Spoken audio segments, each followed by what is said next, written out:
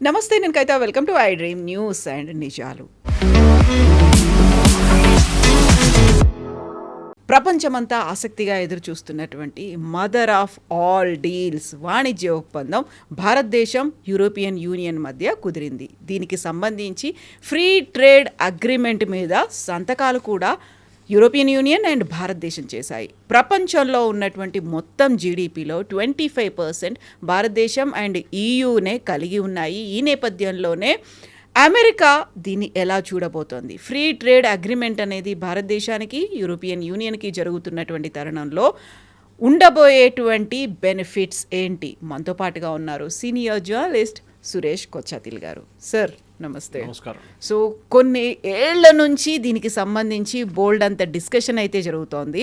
But ఫైనల్గా ఈరోజు కొద్దిసేపటి క్రితమే ఒక అగ్రిమెంట్ జరుపుకున్నారు. ఆ తర్వాత డాక్యుమెంట్స్ కూడా ఎక్స్చేంజ్ చేసుకున్నారు.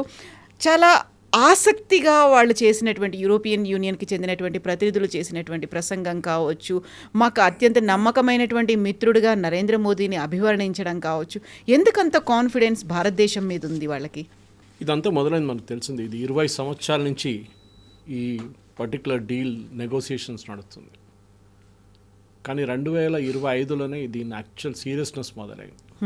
అప్పుడు దాకా మాట్లాడుతున్నారు అంతే. 2025 నుంచి ట్రంప్ ఎప్పటి నుంచో టారిఫ్ అనౌన్స్ చేశారో అప్పటి నుంచి ఇప్పుడు దాకా పీయూష్ గోయల్ గారు one of the key persons behind this deal 10 సార్లు యూరోపియన్ కమిషనర్స్ని కలిసి డిస్కస్ చేశారు. 10 సార్లు 10 మీటింగ్స్. యూరోపియన్ యూనియన్ కూడా చాలామంది వాళ్ళ డెలిగేషన్స్ని వాళ్ళ ఫుల్ సెక్రటేరియట్ని కూడా ఇక్కడ తీసుకొచ్చారు పోయిన సంవత్సరం. అది ఉర్సులా వాన్ అంటారు. ఇవాళ మీడియా ప్రెస్ కాన్ఫరెన్స్లో చెప్పారు, దాని గురించి మాట్లాడారు. ఈ డీల్ ఎందుకు ఇంపార్టెంట్ అంటే చాలామంది అంటారు ఇది ట్రంప్ చేపించారా లేకుంటే యూరోపియన్ యూనియన్ చేశారా అని. మనం అర్థం చేసుకోవాలి. ఇంగ్లీష్లో అంటారు ఎప్పుడు there are no permanent friends and no permanent enemies. లేరు. ఎవరైనా ఎప్పుడైనా ఫ్రెండ్స్ కావచ్చు, ఎప్పుడైనా ఎనిమీస్ కావచ్చు. కానీ ఇవాళ పొద్దున్నే ఒక చాలా షాకింగ్ న్యూస్ ఒకటి వచ్చింది. సౌత్ కొరియా యుఎస్తో ఒప్పందం చేసుకున్నారు, ట్రేడ్ డీల్ చేసుకున్నారు. కానీ ఇవాళ పొద్దున్న లేవగానే ట్రంప్ గారికి మళ్ళీ ఏదో పిచ్చి పట్టింది, టారిఫ్ పెట్టేశాడు సౌత్ కొరియా మీద. అర్థం కావట్లేదు. మీరు ఒకసారి ఒప్పందం చేసుకున్న తర్వాత మళ్ళీ ఏంటి టారిఫ్ దాని మీద? అంటే ఒప్పందానికి విలువ లేదు, ఆ కాగితానికే విలువ లేదు. ఇప్పుడు రేపు మనం కూడా సైన్ చేసిన తర్వాత ఏంటి, వాట్ ఇస్ ద గ్యారంటీ మళ్ళీ ఇంకో టారిఫ్ పెట్టడం అని చెప్పేసి. రేపు ఇంకేమో అంటాడు యూరోప్, మీరు రష్యా దగ్గర నుంచి అది కొంటున్నారు, రష్యా దగ్గర నుంచి ఇది కొంటున్నారు, రష్యా దగ్గర నుంచి ఇప్పుడు మనం రేపు ఒక సుఖాయ్ తీసుకున్నాం అనుకోండి, SU-57 తీసుకున్నప్పుడు అదెందుకు తీసుకున్నారు, మళ్ళీ మీ మీద పెట్టేస్తున్నారు, మళ్ళీ ఇంకో టారిఫ్లు పెట్టేస్తున్నారు. అయినా ఒక స్టెబిలిటీ లేదు. సో యూరోప్ ఏం చూస్తున్నారంటే స్టేబుల్ పార్ట్నర్షిప్. అంటే మీరు సంతకం పెట్టిన కాగితానికి మీ గవర్నమెంట్ పోయిన తర్వాత ఇంకో గవర్నమెంట్ వస్తే కూడా దానికి విలువ ఉండాలి, దానికి ఒక లీగల్ శాంక్టిటీ ఉండాలి, కంటిన్యూయేషన్ అనేది ఉండాలి డెఫినెట్గా. ఇప్పుడు చూడండి, ఇప్పుడు జరగబోతుంది ఏంటంటే ఈ ట్రంప్ చేసిన ఈ గొడవలంతా నెక్స్ట్ వచ్చి అమెరికన్ ప్రెసిడెంట్ దీన్ని మొత్తం రివర్స్ చేయాల్సి వస్తుంది. ఆల్రెడీ వాళ్ళ దగ్గర చాలా ప్రాబ్లమ్స్ మొదలైంది. వాళ్ళ దగ్గర ఒక almost civil war like situation Minnesota లాంటి ప్లేస్లో మొదలైంది. వాళ్ళ ప్రజల మీద వాళ్ళ ఐస్ ఏజెంట్స్ కాల్పులు జరుపుతున్నారు, బయట వాళ్ళు కూడా కాదు, వాళ్ళు 2 చనిపోయారు ఇప్పుడు దాకా. ఇట్లాంటి ప్లేస్లో ట్రంప్కి రాబోయే మిడ్ టర్మ్ పోల్స్ ఓడిపోతారని 100%గా ఇప్పుడు అందరు చెప్తున్నారు. వాళ్ళ పార్టీ వాళ్ళే చెప్తున్నారు దాని గురించి. నవంబర్ ఎలక్షన్ ఓడిపోతే ట్రంప్ మీద ఇంపీచ్మెంట్ కూడా జరగవచ్చు. ఒకసారి డెమోక్రాట్స్కి మెజారిటీ వచ్చేస్తే వాళ్ళు ఇంపీచ్మెంట్ మొదలు పెడతారు డెఫినెట్గా. ఎందుకంటే ఈయన ఒక స్టేబుల్ మైండ్లా మాట్లాడలేదు. ఒకరోజు ఇదంటాడు, నెక్స్ట్ అదంటాడు. మనం నిన్న ఒక డాక్యుమెంట్ లీక్ అయింది, మీరు వినుంటారు, ఆడియో క్లిప్ ఒకటి. 2025 నడిమిట్లో ఎక్కడ జూన్లో జరిగిన ఒక కాన్వర్జేషన్ మన మీద పెట్టిన టారిఫ్ తర్వాత ట్రంప్ లిటరలీ మొత్తుకుంటున్న సౌండ్ వచ్చింది అట్లా, స్క్రీమింగ్. జేడీ వ్యాన్స్ ఇంకో లైన్లో ఉన్నారు, వాళ్ళ కామర్స్ సెక్రటరీ ఇంకో లైన్లో ఉన్నారు. వీళ్ళు ముగ్గురు కలిసి and this gentlemen who was a Congress man, వీళ్ళందరూ 4 మాట్లాడుతున్నారు. అసలు అక్కడిక్కడ తిట్టుకుంటున్నారు వాళ్ళు. వీళ్ళేమో ఎందుకు పెట్టారని టారిఫ్ అడుగుతున్నారు, ఈయన కాంగ్రెస్ మ్యాన్ అడుగుతున్నప్పుడు ట్రంప్ ఏదో చెప్తున్నాడు, జేడీ వాన్స్ ఇంకేదో చెప్తున్నారు. వీళ్ళకి అసలు క్లారిటీ లేదు ఎందుకు పెట్టారనేది. అండ్ ఈ పర్టికులర్ డీల్ ఇప్పుడు మనం చేసిన ఇవాళ ఒప్పందం చేశారు లెట్ us బి క్లియర్, దీనికి ఒక క్లారిటీ రావాలి ఇక్కడ. ఇవాళ జరిగింది ఒక స్టేట్మెంట్ ఆఫ్ ఇంటెంట్, ఫైనలైజ్ అయిపోయింది, డీల్ ఇస్ ఫినిష్డ్. ఇప్పుడు నెక్స్ట్ స్టెప్స్ చూడాల్సిందంటే డీల్ ఎప్పుడు ఫైనలీ లాగా వస్తుంది, ఎగ్జిక్యూట్ అవుతుంది. 2027 స్టార్టింగ్లో వస్తుంది, జనవరి. దానికి కారణాలు ఉన్నాయి. ఒకటి, ఈ ఒప్పందం అయిపోయిన తర్వాత మళ్ళీ దీన్ని ఒకసారి రివ్యూ చేస్తారు, ఎక్స్పర్ట్స్ కూర్చొని రివ్యూ చేస్తారు, ట్రేడ్ ఎక్స్పర్ట్స్. అంటే ఇప్పుడు దాకా మాట్లాడినవారు అందరు పొలిటీషియన్స్ కానీ కొంతమంది కామర్స్ సైడ్ నుంచి వాళ్ళు మాట్లాడారు. ఇప్పుడు దాని ఎక్స్పర్ట్స్ వచ్చి మొత్తం చెక్ చేస్తారు, డాక్యుమెంట్ బై డాక్యుమెంట్. ఎందుకంటే ఇది ఒక 2000-3000 పేజీలు ఉంటుంది ఈ డాక్యుమెంట్, మొత్తం చదవాల్సి వస్తుంది. లీగల్గా ఏమైనా తప్పులు వచ్చిందా, రేపు దీన్ని బట్టి ఏమైనా ప్రాబ్లమ్స్ రావచ్చా అని చెప్పేసి ఇద్దరు సైడ్ నుంచి, మన వైపు నుంచి వాళ్ళ వైపు నుంచి, యూరోపియన్ అండ్ వైపు. ఇది జరిగిన తర్వాత నెక్స్ట్ ఇది యూరోపియన్ పార్లమెంట్కి వెళ్తుంది. యూరోప్లో ఒక పార్లమెంట్ కూడా ఉంది, అన్ని దేశాల నుంచి ఉన్న రిప్రజెంటేటివ్ దాంట్లో ఉంటారు, వాళ్ళు ఓటేస్తారు దీని మీద. కాకపోతే మీకు గుర్తుంటుంది, ఇదే ఒప్పందం, ఇట్లాంటి ఒక ఒప్పందమే వాళ్ళు యుఎస్తో చేసుకున్నారు కొన్ని నెలల ముందు. ఆ ఒప్పందం యూరోపియన్ పార్లమెంట్ ఆపెట్టారు, రాటిఫై చేయలేదు వాళ్ళు. ఈ టారిఫ్ థ్రెట్ పెట్టిన తర్వాత, గ్రీన్లాండ్ ఇష్యూ వచ్చిన తర్వాత మొత్తం ఆపేశారు వాళ్ళు. సో దానికి మీరు ఆలోచించండి, అంత పవర్ ఉంది యూరోపియన్ పార్లమెంట్ దగ్గర. కానీ మన డీల్ అయితే ఈజీగా వెళ్ళిపోతుంది, ఎందుకంటే ఇది అందరూ అంగీకరించిందే, అందరికి బెనిఫిట్ ఉంది. మెయిన్గా మనం మాట్లాడుతుంది ఏంటంటే, మీరు చెప్పినట్టు 20-22% వరల్డ్ జీడిపి ఈ రెండు బ్లాక్, ఒకటి యూరోపియన్ యూనియన్ 27 దేశాలు, ఇక్కడ మనం India. So 20% GDP, world GDP ఈ బ్లాక్లోనే ఉంది. It's a big thing.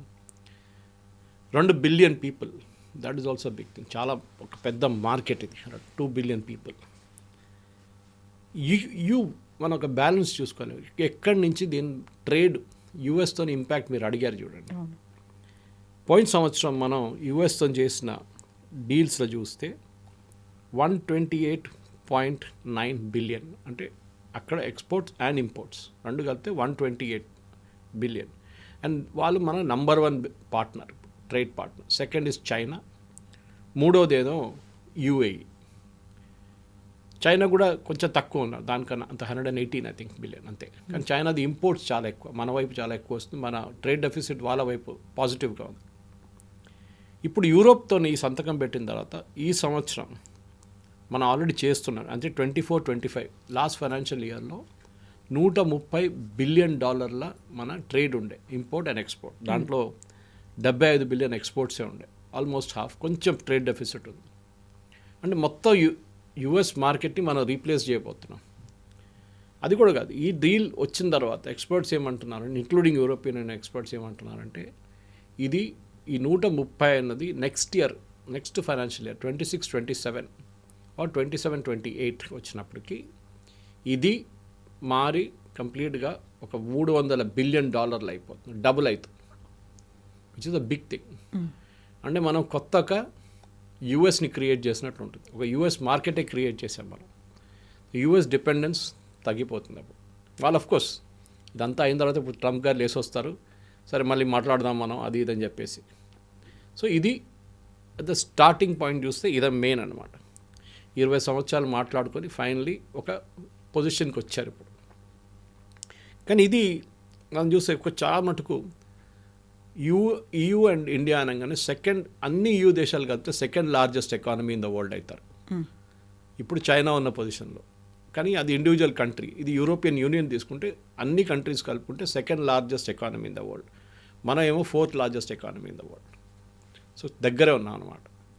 ఇద్దరు కలిస్తే we can create a huge difference అని ఈవెన్ ఉర్సులా అండ్ ప్రధానమంత్రి మోదీ గారు కూడా ఇవాళ ప్రెస్ కాన్ఫరెన్స్లో మాట్లాడి చెప్పారు. ఎందుకంటే ఈ ఇంపాక్ట్ ఎట్లా తెలుసుకోవాలంటే కవిత గారు, 6,000 కంపెనీలు, యూరోపియన్ యూనియన్లో ఉన్న 6,000 కంపెనీలు భారతదేశంలో వాళ్ళ కంపెనీస్ ఉన్నాయి. 6,000, 27 దేశాల నుంచి. చిన్న అమౌంట్ కాదు. ఇప్పుడు డీల్ వచ్చింది అనుకోండి, రేపు ఈ 6,000 మినిమం ఒక 15,000 కంపెనీలుగా మారిపోతుంది. ఎందుకంటే చాలా మటుకు ట్యాక్స్ ఇన్సెంటివ్స్ వస్తుంది, లేబర్ లా రిఫార్మ్స్ వస్తుంది, స్కిల్డ్ ఎంప్లాయ్మెంట్ పాసిబిలిటీ వస్తుంది. మన ఇటువైపు అనుకుంటే అటువైపు చూడండి, మన దగ్గర ఉన్న క్లోజ్ టు 4 లక్షల మంది, 3,90,000 మంది యాక్చువల్లీ యూరోప్లో వాళ్ళు అక్కడ ఉంటున్నారు, పనిచేస్తున్నారు. కొంతమంది సిటిజన్స్ కూడా అయిపోయారు, అది వాళ్ళని కౌంట్ చేయట్లేదు. రైట్ నౌ 3,90,000 ఈ నంబర్, ఎందుకంటే దీంట్లో 3-4 ఆస్పెక్ట్స్ ఉన్నాయి. మనం ట్రేడ్ అని మాట్లాడుతున్నాం. ట్రేడ్ ఒకటే కాదు, దీంట్లో ట్రేడ్ ఉంది, సెక్యూరిటీ ఉంది, టాలెంట్, మ్యాన్ పవర్ గురించి, మొబిలిటీ గురించి మాట్లాడుతున్నారు. అది కాకుండా చిన్న చిన్న మిగతా ఎలిమెంట్స్ కూడా ఉందన్నమాట దీంట్లో. So trade is only one part of it. కానీ ది సెక్యూరిటీ ఇంప్లికేషన్స్ ఉంది. మనకి ఇప్పుడు అందరు అడగొచ్చు, మోదీ గారు ఈ సంతకం పెడితే ఏమొస్తుంది మాకనేది. మన ఇజ్రాయెల్కి మీకు గుర్తుంటుంది, గాజా వార్ మొదలైనప్పుడే ఇజ్రాయెల్లో చాలా డ్యామేజ్ జరిగింది. వాళ్ళు మళ్ళీ సివిల్ కన్స్ట్రక్షన్ మొదలు పెడితే వాళ్ళ దగ్గర మనుషులు లేదని మన దగ్గరని తీసుకెళ్లారు చాలామంది. ఈవెన్ అక్కడ ఉన్న ఇజ్రాయెల్లో ఉన్న నర్సింగ్ మొత్తం కేరళ నుంచి వెళ్ళిన చాలామంది నర్సులు ఉన్నారు. అక్కడ నర్సెస్ వాళ్ళు ఎల్డర్లీ కేర్ చూసుకుంటారు వాళ్ళు అక్కడ. అట్లని ఇప్పుడు సెమీ స్కిల్డ్ అండ్ స్కిల్డ్ వర్కర్స్కి వాళ్ళు ఒక కంప్లీట్ లీగల్ ప్రొటెక్షన్ ఇస్తున్నారు అంటున్నారు. And Ursula one made it very very clear. Student, researchers and skilled and unskilled workers, ఈ 4 కేటగిరీలో డెఫినెట్గా యూరోప్కి వెళ్ళొచ్చు. కానీ నాది ఒకటే రిక్వెస్ట్, దాన్ని ఒక యూఎస్గా తయారు చేయకండి. మళ్ళీ H1B స్కామ్లు అది ఇది చేస్తే మళ్ళీ మనకే ప్రాబ్లం రావద్దు. But it is a legal requirement. So చాలా స్ట్రిక్ట్ వెట్టింగ్ ఉంటుంది, చాలా స్ట్రిక్ట్ చెకింగ్ ఉంటుంది అన్నమాట. ఇంకోటి ఏంటంటే లీగల్ గేట్వే ఆఫీస్ సెటప్ చేస్తున్నారు యూరోపియన్. దాని మీనింగ్ అంటే చెప్పాలంటే మొత్తం ఫైన్ ప్రింట్ ఇంకా రాలేదు. But the way I understand, legal requirement అంటే లీగల్ గేట్వే ఆఫీస్ ఉన్నప్పుడు ఇండియన్ ప్రొఫెషనల్స్కి యూరోప్కి మూవ్ కావాలంటే ఒక లీగల్ ప్రొటెక్షన్ ఇస్తారు వీళ్ళు. ఇది చాలా ఇంపార్టెంట్ అన్నమాట. సో బహుశా రేపు పొద్దున్న దాకా మనం ఇప్పుడు రికార్డ్ చేస్తున్నాం ఇవాళ, కానీ బై టుమారో మార్నింగ్ దీని ఫైనల్ డీటెయిల్స్ కూడా బయటికి రావచ్చు. డీటెయిల్ డాక్యుమెంట్, ఎందుకంటే ఒక బ్రీఫింగ్ ఉంది ఇప్పుడు గంట సేపు తర్వాత. పీయూష్ గోయల్ గారు, external affairs ministry and commerce secretary, వీళ్ళు ముగ్గురు ఒక ప్రెస్ కాన్ఫరెన్స్ అడ్రస్ చేస్తారు. దాని తర్వాత బహుశా డాక్యుమెంట్స్ రిలీజ్ చేయవచ్చు, అట్లీస్ట్ ఎక్స్ట్రాక్ట్ రిలీజ్ చేస్తారు, అన్ని మొత్తం రిలీజ్ చేయకుంటే. ఈ మ్యాన్ పవరే నాకు చాలా మటుకు ఎక్సైటింగ్ అనిపిస్తుంది. ఎందుకంటే మనకి అందరు అన్నారు యూఎస్ డ్రీమ్ అయిపోయింది, యూఎస్ డ్రీమ్ ఫినిష్ అయింది, విచ్ ఇస్ కరెక్ట్. యూఎస్కి అక్కర్లేదు అంటున్నారు. సరే, మనం we will take the innovation somewhere, ఇంకో చోటుకి తీసుకెళ్దాం. యూఎస్లో ఉన్న చాలా మటుకు టెక్నాలజీ కంపెనీలు ఇన్నోవేషన్ తీసుకొచ్చింది ఇండియన్సే కదా. వినోద్ దామ్ కదా ఇంటెల్ చిప్ ముందు తయారు చేసింది ఆయనే కదా. He was the inventor behind Intel chip. అక్కడ చాలా కంపెనీస్ ఉన్నారు అట్లాంటివి, వేరే ఇండియన్స్ మేడం మాకు. మనం అది యూరోప్ తీసుకెళ్దాం, రేపు అక్కడికి తీసుకెళ్ళి అక్కడ మనం జాయింట్ వెంచర్స్ పెట్టుకుందాం. ఇది జరుగుతుంది. సో అది ఒక మ్యాన్ పవరే నాకు I think one of the main. ఎందుకంటే ట్రేడ్ అయితే నడుస్తూ ఉంటుంది, ట్రేడ్కి దర్ ఇస్ నో ఇష్యూ. మన వాళ్ళు బార్గెన్ చేసుకుంటారు, ట్రేడ్ డీల్స్ చేసుకుంటారు, సంతకం పెట్టుకుంటారు, కాంట్రాక్ట్ చేసుకుంటారు, ఎల్సీ ఓపెన్ చేస్తారు, అన్నీ చేస్తారు. కానీ మ్యాన్ పవర్ని shifting from US to Europe చాలా పెద్దగా మార్పు రాబోతుంది. దీంట్లో స్టూడెంట్స్ గురించి ఎక్కువ డీటెయిల్స్ చెప్పలేదు, కానీ ఉంది స్టూడెంట్స్ గురించి కూడా. స్టూడెంట్ మూవ్మెంట్ కూడా ఉండిపోతుంది.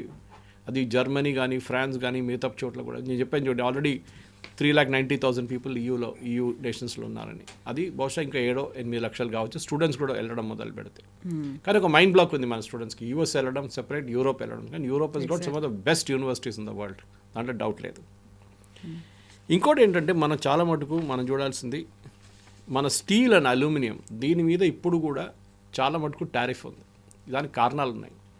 మనం తయారు చేస్తున్న స్టీల్ అండ్ అల్యూమినియంకి భారతదేశంలో ఉన్న ఎఫ్లూయెంట్ ప్రాబ్లం చాలా ఉంది మన వైపు నుంచి, కార్బన్ ప్రాబ్లం.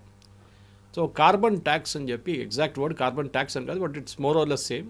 యూరోప్ దీని మీద విధిస్తారు. అది ట్రేడ్ డీల్లో రాదు, అది ట్రేడ్ డీల్ బయట ఉంటుంది అది. సో దాన్ని మనం చేంజ్ చేయాల్సి వస్తుంది. దానికోసం మనం పొల్యూషన్ నార్మ్స్ కానీ మన దగ్గర ఉన్న పొల్యూషన్ నార్మ్స్ని ఒక గ్రీన్ లెవెల్కి తీసుకొచ్చి కట్ చేస్తే బాగుంటుంది. కానీ అన్నిటికంటే ఇంపార్టెంట్ అంటే ట్రేడ్ డీల్స్ చేస్తున్నప్పుడు కూడా మనం అర్థం చేసుకోవాలి, దీంట్లో బయట మిగిలిపోయి ఉంది. What are the things out of this deal? 3-4 main sectors ఉంది. ఒకటి అగ్రికల్చర్. మన అగ్రికల్చర్ ఎప్పుడు మన 60% మంది మన దేశంలో అగ్రికల్చర్ సెక్టర్లో ఉన్నారని మనం ఎప్పుడు చెప్పుకుంటూ వస్తాం. వాళ్ళని ఎప్పుడు హానికరకూడదు, వాళ్ళ సెక్టర్ని ఎప్పుడు ముట్టకూడదు. మనం అలో చేసామనుకోండి, రేపు హైపోథెటికలీ ఒక డీల్ చేసి ఉంటే, ఇప్పుడు చేయలేదు మనం, యూరోప్ నుంచి ఉన్న రైస్ ఎక్స్పోర్ట్స్ కానీ, రైస్ ఎక్కువ లేదు వాళ్ళు కానీ, మెయిజ్ ఎక్స్పోర్ట్స్ కానీ, మిగతా ఎక్స్పోర్ట్స్ కానీ మన వైపు వచ్చి పడుతుంది. చాలా చీప్ రేట్లో వస్తుంది. వాళ్ళ టెక్నాలజీ ఎక్కువ, వాళ్ళ ప్రొడక్షన్ కాస్ట్ తక్కువ. అది మన ఫార్మర్స్ ఇంపాక్ట్ అవుతుంది. దానికోసం మనం యూఎస్తో కూడా మాట్లాడలేదు రైస్ అగ్రికల్చర్ గురించి. సో దాన్ని పక్కన పెడదాం ఇప్పటికి. కానీ కొన్ని ప్రోడక్ట్స్ ఉండొచ్చు విచ్ వీ కెన్ టేక్, ఎందుకంటే మనగా ప్రొడ్యూస్ చేయని ప్రోడక్ట్స్ మనం అక్కడి నుంచి తెప్పించుకోవచ్చు. ఓకే, చాలా లార్జ్ స్కేల్లో తెప్పించుకోవాలంటే మన దగ్గర ఇప్పుడు కూడా పల్సెస్కి పప్పులకి ఇప్పుడు కూడా షార్టేజ్ ఉంది.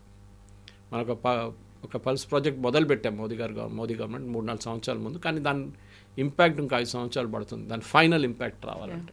అవుట్కమ్ ఉండాలి. అవుట్కమ్ ఎందుకంటే మనం ఇప్పుడు కూడా ఆఫ్రికన్ నేషన్ మొజాంబిక్ అట్లాంటి ప్లేస్ నుంచి మాడగాస్కర్ నుంచి తెప్పించుకుంటాం.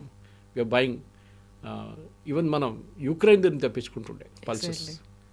సరే, ఇప్పుడు అది వీ కెన్ ట్యాకిల్ ఇట్. రెండోది which is a very exciting sector is automobiles.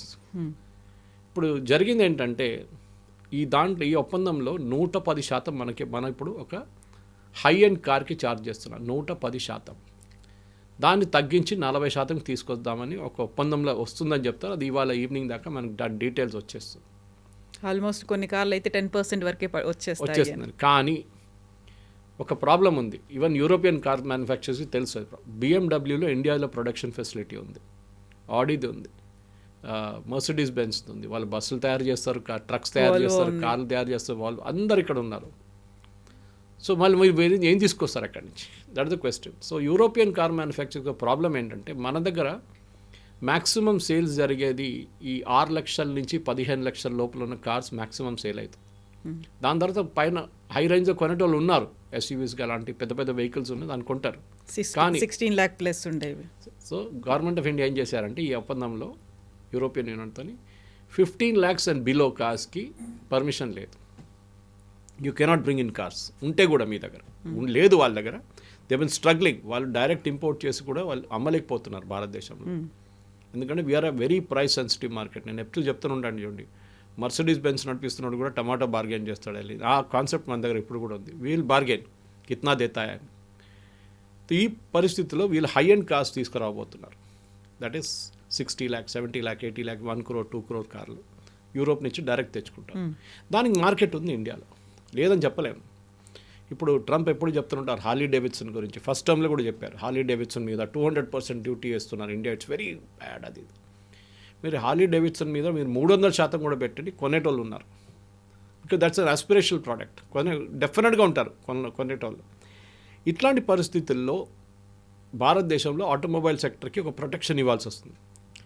అదే సెక్టర్లో మన దగ్గర ఎలక్ట్రిక్ వెహికల్స్, దానికి కూడా ఒక స్టాప్ ఉండొచ్చు. 5 సంవత్సరాల దాకా ఈవీ వెహికల్స్ నుంచి యూరోప్ నుంచి భారతదేశానికి రానియరు. వస్తే కూడా డ్యూటీ చాలా ఎక్కువ పెడతారు. దానికి కారణాలు ఉన్నాయి. చైనా చాలా మట్టుకు వాళ్ళ కార్స్ యూరోప్లో డంప్ చేస్తారు below the price, market price. European car market కూడా చాలా పెద్ద ప్రాబ్లం ఉంది దాంతో, ఈవీ వెహికల్స్తో. యూరోప్ కూడా చాలా డ్యూటీ వేస్తున్నారు దాని మీద కావాలని. ఇప్పుడు చైనీస్ ప్రాబ్లం ఏంటంటే వాళ్ళ ఓవర్ ప్రొడక్షన్ ఉంది వాళ్ళ దగ్గర. వాళ్ళ లోకల్ మార్కెట్ అంత కన్జ్యూమ్ చేయట్లేదు. మన దగ్గర లోకల్ మార్కెట్ చాలా కన్జ్యూమ్ చేస్తుంది వెహికల్స్ మన దగ్గర. మన ఎక్స్పోర్ట్ కూడా చేస్తున్నాం, కానీ మన local consumption is very very high at the lower end. ఏది 5 లక్షల నుంచి 15 లక్షల కార్లు చాలా అమ్ముడుపోతాయి మన దగ్గర. ఇప్పుడు ఈవీకి ఏం చెప్పారంటే next 5 years no EV vehicles to India. Chinese companies ఏం చేశారంటే యూరోప్లో ఈ డంపింగ్ కొంచెం సర్కంవెంట్ చేయడానికి చిన్న చిన్న లోకల్ కంపెనీలు పెట్టుకున్నారు అక్కడ, యూరోప్ కంపెనీ పేర్లతో. ఇది వాళ్ళు చాలా ప్రోడక్ట్స్ ఇండియాకి పంపిస్తున్న ప్రోడక్ట్స్, యూరోప్ నుంచి వచ్చే ప్రోడక్ట్స్ అన్నీ ఈ ట్రిక్ చైనా చేస్తారు. అక్కడ తీసుకొచ్చి సెమీ నాక్డౌన్ కండిషన్లో తీసుకొస్తారు. అంటే window separate, tyre separate, engine separate, body shape, body ఒకటే ఉంటుంది సపరేట్, అన్నీ అక్కడ తీసుకొచ్చి అసెంబుల్ చేస్తారు యూరోప్లో.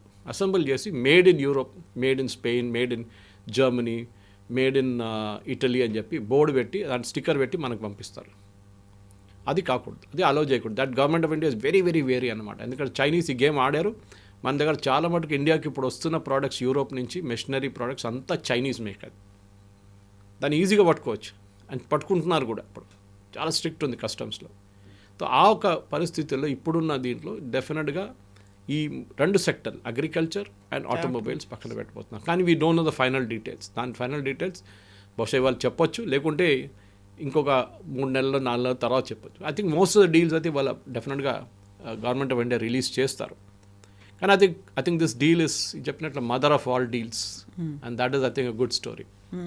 మదర్ ఆఫ్ ఆల్ డీల్స్ అని చెప్పినప్పుడు కూడా ఇప్పటిదాకా మనం చూసినటువంటి హిస్టరీ కావచ్చు, ట్రెండ్ని బట్టి చూస్తే యుఎస్ ఏం చెప్తుందో, డొనాల్డ్ ట్రంప్ ఏం చెప్తారో, యూరోపియన్ యూనియన్స్ కావచ్చు, యూరోప్ అదే ఫాలో అవుతోంది అనేది. నేటోలో కూడా కలిసే ఉన్నారు. ఇప్పుడు రష్యా మీద ఎలా అయితే కొంచెం హార్డ్ హిట్టింగ్గా ఉన్నారో అలాంటి సిచ్యువేషనే అమెరికా చెప్పింది కాబట్టి వీళ్ళు ఫాలో అవుతారని. అలాంటి టైంలో అమెరికాని కాదనుకొని లేకుంటే ఇతర దేశాలని కాదనుకొని భారతదేశం వైపే చూడడం ఎందుకు?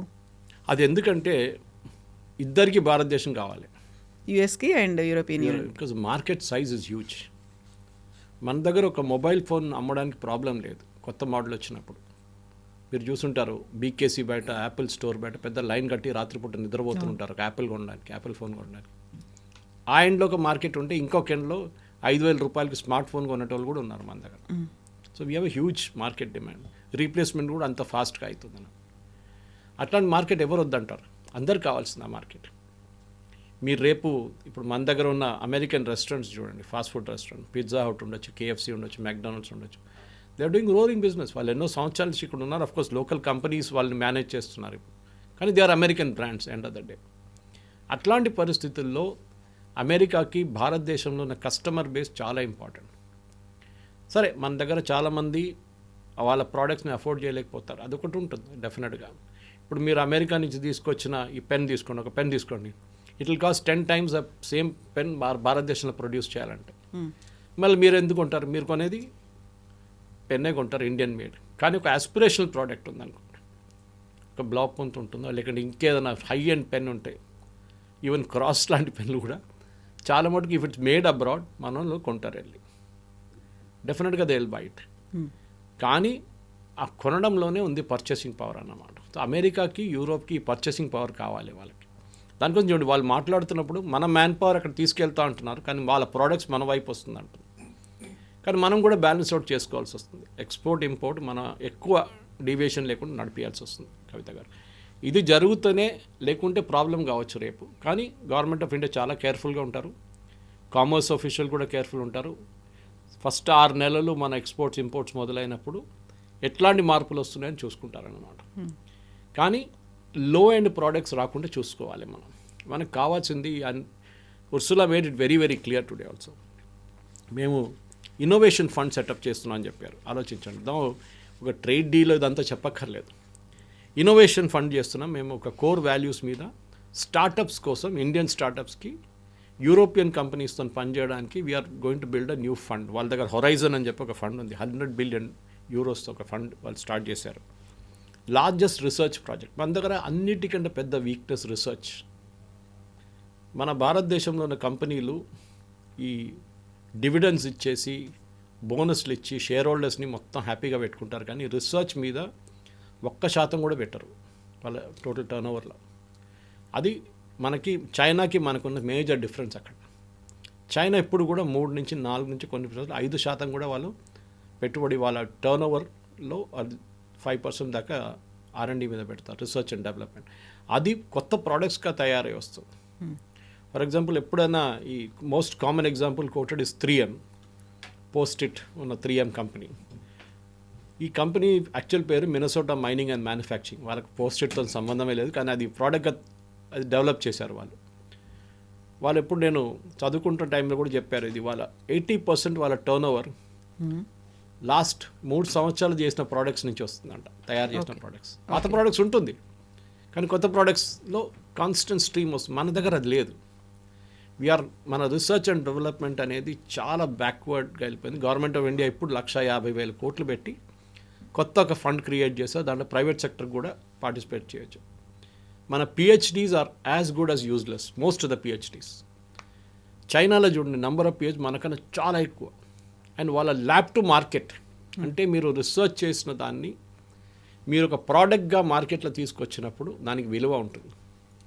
ఏదో PhD చేసి మంచిగా బైండ్ చేసి కబోర్డ్లో పెట్టడం కాదు. It should come to the market. That is most important. At least science related products. మీరు arts related, political science related దాన్ని ఏం చేయలేము.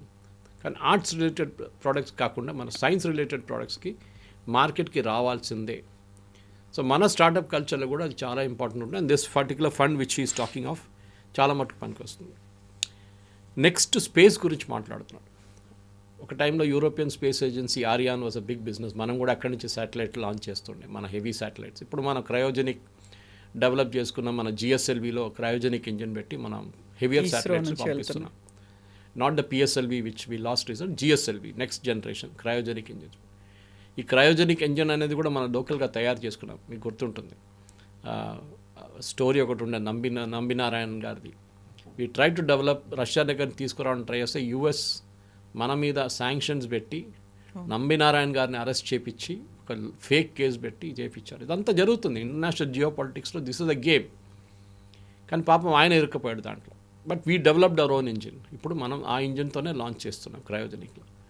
సో మన వైపు కూడా in fact I was reading today about it. మన దగ్గర ఉన్న ఎంటీఆర్ టెక్నాలజీస్ ఉంది బాలనగర్లో. They do wonderful work. అట్లాంటి చాలా కంపెనీస్ ఉన్నాయి హైదరాబాద్. బట్ మన దగ్గర ఇన్నోవేషన్స్ ఉన్నప్పుడు మన ఎంఎస్ఎంఈ సెక్టర్ని స్ట్రెంగ్తన్ చేయడానికి యూరోప్ చాలా పనికొస్తారు. Micro, small and medium enterprises భారతదేశంలో బహుశా ఎంటైర్ మీరు ఒక బిహెచ్ఏఎల్ తీసుకుంటే రామచంద్రపురం, నా చుట్టుపక్కల అన్ని ఎంఎస్ఎంఈస్ ఉంటుంది. హెచ్ఏఎల్ తీసుకోండి మన బాలనగర్లో, అక్కడ కూడా ఉంటుంది, ఫిరోజ్గూడ బాలనగర్ ఏరియాలో. ఎక్కడ మేజర్ ఇండస్ట్రీ ఒకటి ఉంటుంది, దాని పక్కన అంతా micro small and medium enterprises ఉంటారు. చిన్న చిన్న పార్ట్స్ తయారు చేస్తారు వాళ్ళు మెయిన్ కంపెనీకి. దానికని వాళ్ళ క్యాష్ ఫ్లో ప్రాబ్లం ఉంది. అది నిర్మలా సీతారామన్ గారు లాస్ట్ బడ్జెట్లో అడ్రస్ చేశారు. ఇప్పుడు యూరోపియన్ యూనియన్ వాళ్ళ ఇన్నోవేషన్ తీసుకొస్తే ఒక జాయింట్ వెంచర్గా పెట్టుకుని ఎంఎస్ఎంఈస్ కూడా పనికొస్తుంది. We have to see in the fine print ఏం రాబోతుంది.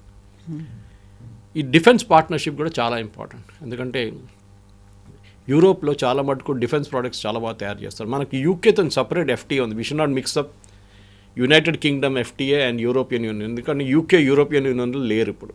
They are out of it. So దానికోసం వాళ్ళు పౌండ్ తెచ్చుకున్నారు రిటర్న్, అండ్ వీళ్ళు యూరోలో ఉన్నారు ఇంకా. సో అట్లాంటి పరిస్థితుల్లో అక్కడున్న ఇప్పుడు మనం ఫర్ ఎగ్జాంపుల్ ఫ్రాన్స్ దగ్గర నుంచి రఫేల్ కొంటున్నాం మనం. అది కాకుండా కొన్ని మిసైల్ సిస్టమ్స్ కొంటున్నాం. జర్మనీ దగ్గర నుంచి కొంటున్నాం. మన వైపు నుంచి కూడా మనం అమ్మొచ్చు రేపు కావాలంటే. We can also start. BrahMos ఎందుకు అమ్మొద్దు? Of course US కోప్పడతారు. యూఎస్కి అది పెద్ద మార్కెట్. యూరోప్ ఏంటి భారతదేశం మళ్ళీ కొనుక్కుంటారు, నేను మళ్ళీ 100% టారిఫ్ పెడతా అంటారు ట్రంప్. అది జరగవచ్చు పాసిబ్లీ. కానీ ఇప్పుడున్న పరిస్థితుల్లో యూరోప్ నుంచి చాలా మటుకు high end technology Europe is really good. Kavitha గారు చాలా బాగుంది ఒక హై అండ్ టెక్నాలజీ. మీరు ఇజ్రాయెల్ని పక్కన పెడితే, అఫ్కోర్స్ ఇజ్రాయెల్ యూరోప్లో లేరు అనుకోండి, బట్ ఇజ్రాయెల్ని పక్కన పెడితే I think the most best technology Denmark కానీ, ఈవెన్ ఫ్రాన్స్ కానీ, ఇట్లాంటి దేశాల నుంచి జర్మనీ ఫర్ ఎగ్జాంపుల్ చాలా మంచి టెక్నాలజీ అక్కడి నుంచి వస్తుంది. సో మనం ఆ టెక్నాలజీని తెచ్చుకొని భారతదేశం లోకలైజ్ చేసి దాన్ని వాడుకోవాల్సింది. సో ఉర్సులా మాట్లాడినటువంటి మాటలను బట్టి చూస్తే మకర సంక్రాంతిని పోల్చారు. ఉత్తరాయణం, దక్షిణాయనం అనేది. మకర సంక్రాంతి మనకి ఒక డార్క్ సైడ్ నుంచి ఒక బ్రైట్ సైడ్కి వెళ్తుంది. ఎలా అయితే స్టాండ్ స్టిల్ నుంచి గ్రోత్ అనేది ఉంటుందో ఇది అలా ఉండబోతోంది. సో బోల్డ్ అంతా దీని మీద హోప్స్ అనేది పెట్టుకున్నారు. కొన్ని ఏళ్ల తరబడి జరిగాయి నెగోషియేషన్స్ కావచ్చు, మీటింగ్స్ కావచ్చు. ఇవన్నీ అయిన తర్వాత ఒక ఫైన్ డే ఈరోజు దానికి సంబంధించి ఒక ఫైనల్ అవుట్కమ్, ఒక వివరాలు అయితే బయటికి చెప్పిన తర్వాత అమెరికా చూస్తూ ఊరుకుంటుందా? డొనాల్డ్ ట్రంప్ ఏం చేస్తారు? నెక్స్ట్ ఆయన తీసుకోబోయేటువంటి స్టెప్ ఎలా ఉంటుంది? ఎందుకంటే ఒక రకంగా దీన్ని అనాలిసిస్ చేస్తున్నప్పుడు అమెరికా అయితే అంత సైలెంట్గా ఉండదు కదా, అమెరికా కడుపులో మండుతోంది కదా, ఇలాంటి అనాలిసిస్లు అన్నీ వినిపిస్తున్నాయి. ఇవాళ చూసాం వాళ్ళ స్టీవ్ బెసెంట్ స్టేట్మెంట్ ఇచ్చారు వాళ్ళ అమెరికన్ సెక్రటరీ. ఏంటంటే యూరోప్ మర్చిపోకూడదు that they are still buying oil from India. మన దగ్గర నుంచి ఆయిల్ కొనుక్కుంటున్నారు. ఇదంతా ఎక్కడి నుంచి వస్తుంది? రష్యా దగ్గర నుంచి వస్తుంది. రష్యా మీ మీద బాంబే వేస్తున్నారు మళ్ళీ అని మీరే యుద్ధానికి రెడీ అవుతున్నట్టుగా ఉంది అనే మాట అన్నారు. సో అది ఒక ఏం చెప్తారు, జెలసీ అని చెప్పొచ్చు ఇంగ్లీష్లో వర్డ్ యూజ్ చేయాలంటే. దాని తెలుగులో you can translate, but basically it's jealousy. అంటే ఒకడు బాగుపడుతుంటే ఒక ఆయన బాగుపడుతుంటే ఇంకోటి నచ్చదు. అది వాడు బాగుపడుతున్నాడు, బాగా అవుతున్నాడు, ఈజ్ ప్రాస్పరింగ్ అని చెప్పగానే కిందికి దింపడానికి ట్రై చేస్తారు. Crab mentality. కానీ మనం అర్థం చేసుకోవాలంటే అమెరికాకి ఏం చేయగలరు వాళ్ళు ఇప్పుడు ఈ సిచ్యువేషన్ ఏం చేయలేరు. ఎందుకంటే వాళ్ళు గ్రీన్లాండ్ ఇష్యూలో ట్రై చేసినప్పుడు బ్యాక్ ఫైర్ అయింది మొత్తం. యూరోప్ అంతా కలిసి అమెరికన్ ప్రోడక్ట్స్ని బాయ్కాట్ చేద్దాం, అమెరికా మీద టారిఫ్ పెడదాం అనగానే అమెరికన్ స్టాక్ మార్కెట్ పడిపోయింది. 2% పడిపోయింది. It's huge fall. 2%. ఆ రోజు స్టేజ్ మీద ఉన్నప్పుడు జరిగింది అది. And Trump was speaking. అప్పుడే ట్రంప్ మార్చేశారు. ఆయన అక్కడి నుంచి కింద దిగగానే ఆయన set I'm not taking Greenland, I'm not doing anything, Europe మీద టారిఫ్లు పెట్టాలని. ఇది రీజన్. ట్రంప్కి రెండే ఉన్నాయి. $39 ట్రిలియన్ డెట్ ఉంది, అప్పు తీసుకున్నారు వీళ్ళు. $39 ట్రిలియన్ అప్పు అమెరికాకి. అందరూ అనుకుంటారు అమెరికా చాలా రిచ్ కంట్రీ అని, కానీ అప్పు మన దగ్గర కూడా ఉంది. మన దగ్గర $200 బిలియన్ ఉంది ఇంకా అమెరికన్ అప్పు. మనం ఇచ్చాం వాళ్ళకి, అప్పు ఇచ్చాం అమెరికాకి. దాని బాండ్స్ మన దగ్గర ఉంది. మనం ఆల్రెడీ $90 బిలియన్ రిడీమ్ చేసుకున్నాం లాస్ట్ మంత్. ఎక్కడైనా కట్టకపోతే రేపు ఇవ్వకపోతే ఏం చేయాలి మనం అని చెప్పేసి. కానీ అమెరికాకు ఉన్న మెయిన్ ప్రాబ్లం ఏంటంటే యూరోప్ మీద ఏం చేయలేరు. భారతదేశం కూడా ఏం చేయలేరు. ఎందుకంటే ట్రేడ్ డీల్ నెగోషియేట్ మీరే ఆపారు కదా. ఇప్పుడు వాళ్ళ ఆ లీక్ అయిన డాక్యుమెంట్తో తెలిసిపోతుంది ఆడియో క్లిప్లో. వాళ్ళే కొట్టుకుంటున్నారు వాళ్ళ దాంట్లో. ట్రంప్ ఏమో స్క్రీమింగ్ అంటున్నాడు, కాంగ్రెస్ మెన్ ఈ స్క్రీమింగ్. జేడీ వాన్స్ ఏమో అబ్జెక్ట్ చేస్తున్నాడు. మన దాకా జేడీ వాన్స్ని చాలా ఇండియన్ ఫ్రెండ్లీ మంచి అనుకున్నాం, వాళ్ళ వైఫ్ ఇండియాలో ఉంది, ఇండియన్ ఆరిజిన్ అనుకొని మనం అనుకున్నాం. కానీ హీఈస్ ఆల్సో ఈక్వలీ గిల్టీ. వీళ్ళందరినీ మర్చిపోకూడదు మనం ఇప్పుడు. రేపు tomorrow JD Vance becomes the president, ఇదే ప్రాబ్లం మనకి రాబోతుంది. వీళ్ళు కంటిన్యూ మేబీ ట్రంప్ కానీ ఇంకా అగ్రెసివ్ అవుతాడేమో.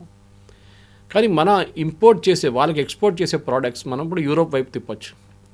ఫర్ ఎగ్జాంపుల్ మన పెట్రోలియం ప్రోడక్ట్స్ ఆల్రెడీ అమ్ముతున్నాం యూరోప్కి. మనం ఎలక్ట్రానిక్స్ కూడా మనం చాలా మటుకు పంపిస్తున్నాం.